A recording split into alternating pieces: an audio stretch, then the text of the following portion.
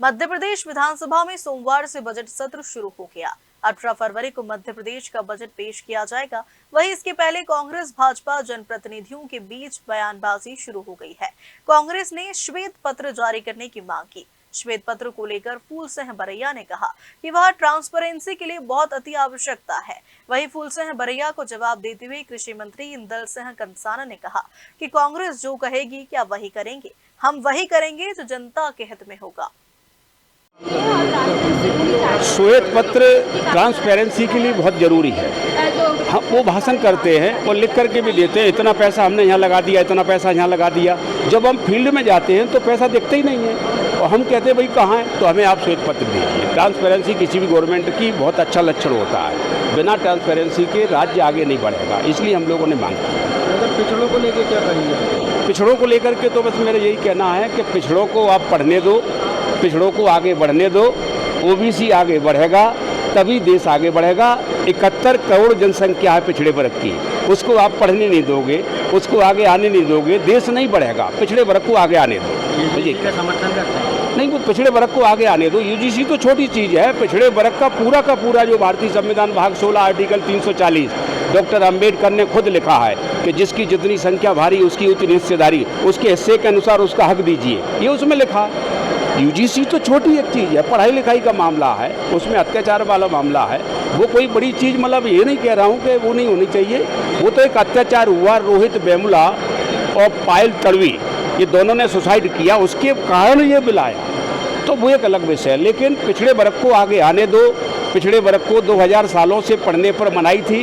अगर कोई पढ़ता तो जीभ काटते थे, सुनता तो आँख फोड़ते थे, कान फोड़ते थे, देखता तो आँख फोड़ते। अब ये खत्म करिए, पिछड़े वर्ग को आगे आने दीजिए। पिछड़े वर्ग के बिना देश आगे। आंकड़े संसद में कोई किसान श्वेत पत्र लाने की बात कर रहे हैं। कांग्रेस श्वेत पत्र लाने की बात कर रही है। क्या बता रहे? श्वेत पत्र कर्ज पे श्वेत पत्र लाने की बात कर रही है। श्वेत पत्र लाने की मांग कर रही है। कांग्रेस जो कहेगी वही करेंगे। हम वो करेंगे जो जनता के हित में होगा। ये भी कहा जा रहा है जो लोग कांग्रेस से भाजपा में आए थे अब उनको कहीं ना कहीं एक आश्रय पे कर दिया गया। ऐसा कोई नहीं, ये भारतीय जनता पार्टी है या कोई हाथी है, पर नहीं, सबको सम्मान मिल रहा है। अभी जैसा मैंने आपको बताना चाहती हूँ कि बालाघाट ज़िले में नक्सलवाद की जो समस्या रही है, वो समस्या का समापन करने की घोषणा अभी राज्य सरकार ने कर दी कि जो कि केंद्रीय गृह मंत्री श्री अमित शाह जी ने एक लक्ष्य दिया था मध्य प्रदेश सरकार को कि भाई आपके मध्य प्रदेश में नक्सलवाद या पूरे देश में नक्सलवाद अगर है तो 2026 मार्च तक नक्सलवाद समाप्त हो जाना चाहिए समूल। लेकिन क्या सरकार ने वस्तु स्थिति जानने की कोशिश की? क्या जंगल में रहने वाले गरीब आदिवासी भाइयों को, बहनों को किस तरह से उनका जीवन है, उनको देखने की सरकार ने ज़रूरत समझी? मैं नहीं मानती, क्योंकि नक्सलवाद जो है भले एक बंदूक के रास्ते पर चलने वाले होते हैं नक्सलवाद एक विचार है। लेकिन अगर हम उन गरीब आदिवासियों की सुख सुविधा, जो मौलिक ज़रूरतें हैं, सड़क, बिजली, पानी, सुरक्षा, स्वास्थ्य, शिक्षा, अगर ये सारी व्यवस्थाएं उनको दे दें तो मुझे नहीं लगता कि कहीं नक्सलवाद है। दूसरी बात, ये जड़ से ख़त्म करने की बात कर रहे हैं। कहाँ ऐसे अचानक कैसे जड़ से कोई समस्या ख़त्म हो जाएगी? आप फर्जी इनकाउंटर का सामना दिखाते हैं हमको। अचानक फोर्स जाती है जंगल के अंदर और अचानक फिर न्यूज़ आ जाती है कि फला नक्सलवादी ये पकड़ा गया या मारा गया। अभी इन्होंने आत्मसमर्पण कराया कुछ नक्सलवादियों का। कितने सवाल उठे।